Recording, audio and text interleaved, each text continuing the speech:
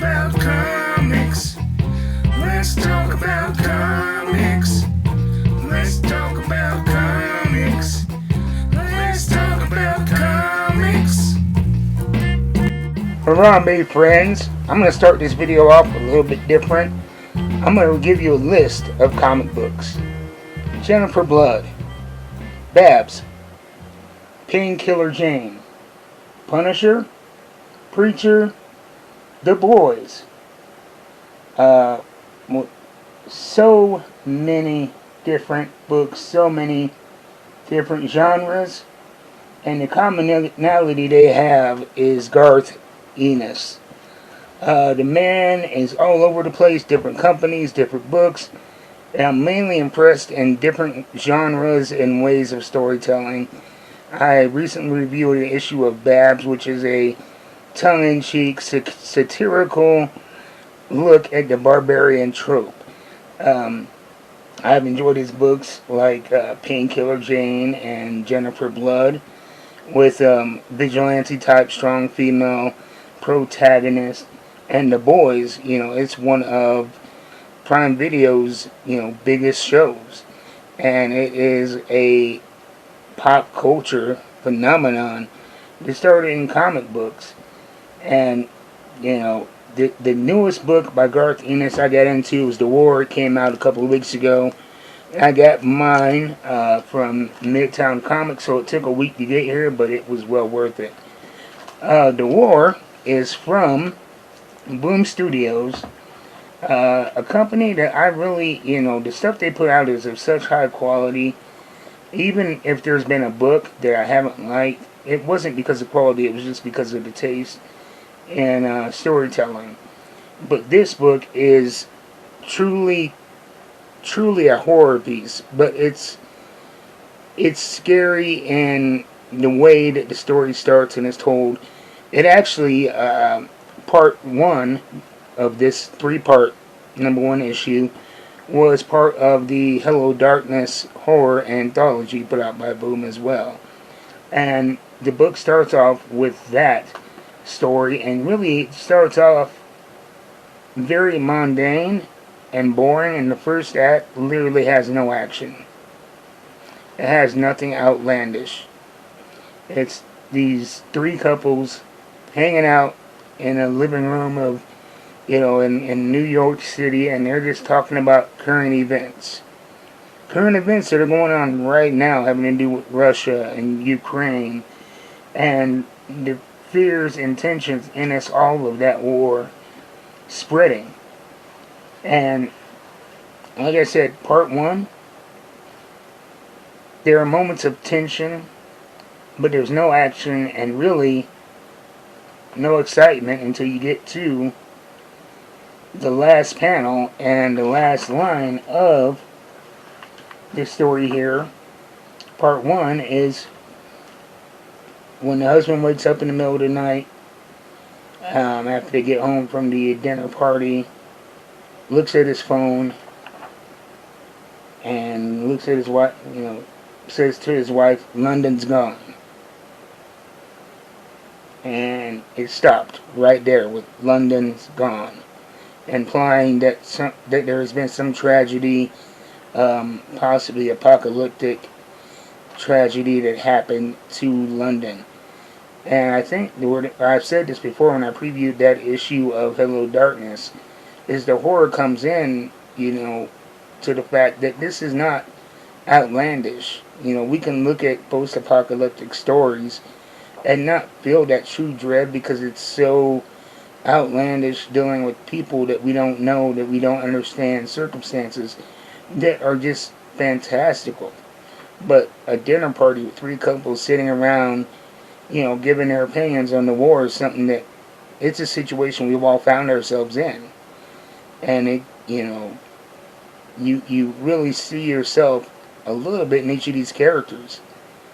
And when you realize that, oh, this is real. It was, throughout the whole anthology, and if you haven't read Hello Darkness, I highly suggest it.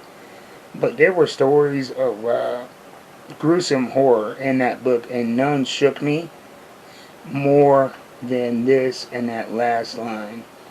And the way that the tension builds is masterful. Like I said, they draw you in and they give you characters that you can relate to. And in part two, I'm not going to give away any other spoilers. I spoiled the first part because that was in the Hello Darkness anthology. I think it may be even been in issue 1. So if you haven't read that, I'm sorry. Not sorry. But in part 2, it's more people going from, okay, now we understand that things are horrible. What are we going to do? Do we make plans? Do we hold tight? Do we trust the government? And they're really, it's just existential. What if? And trying to figure out, what they're going to do if this happens. If this happens. And you have, moments where things go from, relatively mundane to painfully real. People dealing with real loss. I'll give one spoiler away. During the middle of, I think it's the middle of the second story. Maybe it's the beginning of the third chapter here. But this man and his wife who were at the dinner party, he's trying to calm his friends down on the phone, and his wife walks in and starts throwing wine glasses at him and cussing him out and calling him all kinds of obscenities. And I didn't pick up on this earlier. I don't know if it was something they left out, but you find out that she's British and she is mad. And this is a while after that first that first ending, where he says London's gone. But this right here, she's throwing stuff at him, obscenities, and he says, "Nikki, please, you're going to hurt yourself. You're going to hurt the baby." She's pregnant, by the way. And then she says, "London's gone. All of your fucking bullshit, and you don't know what that means. Millions of people are dead. Everyone I ever cared about is gone. Like they were never there. Everyone. And she breaks down, and a very real, tense moment. And each chapter ramps up, but it ramps up logically and realistically. And I will say that the ending of the third story, it does ramp up. And it gets a little bit more, I'll say violent, because I'm trying to avoid spoiling the territory. But it goes from an existential threat to a very real threat that these people are dealing with, in a very logical way that is very realistic.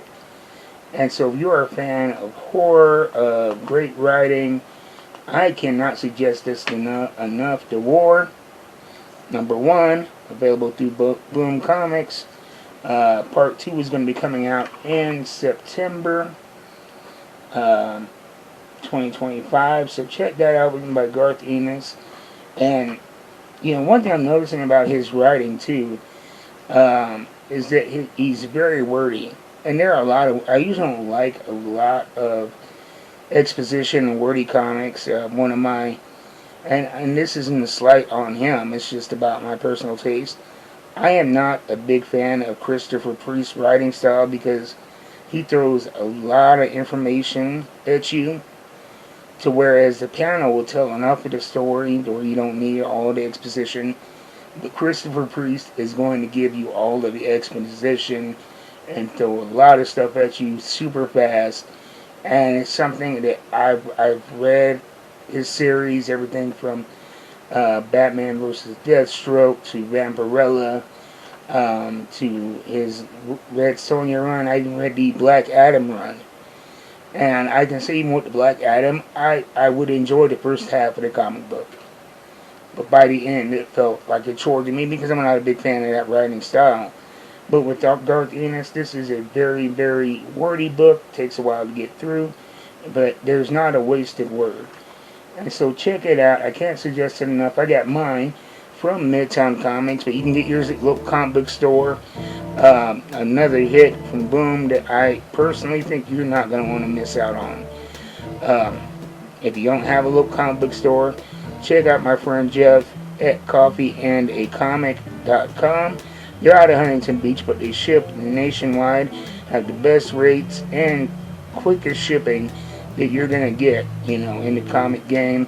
I got this as well from Midtown Comics, a great store. If you're not against waiting for a while to get your book, the shipping takes a little bit longer, but all the new releases are discounted, and they have a very easy to use website. And if it's something that's kind of hard to find, you're gonna find it in stock if it's recent at Midtown Comics.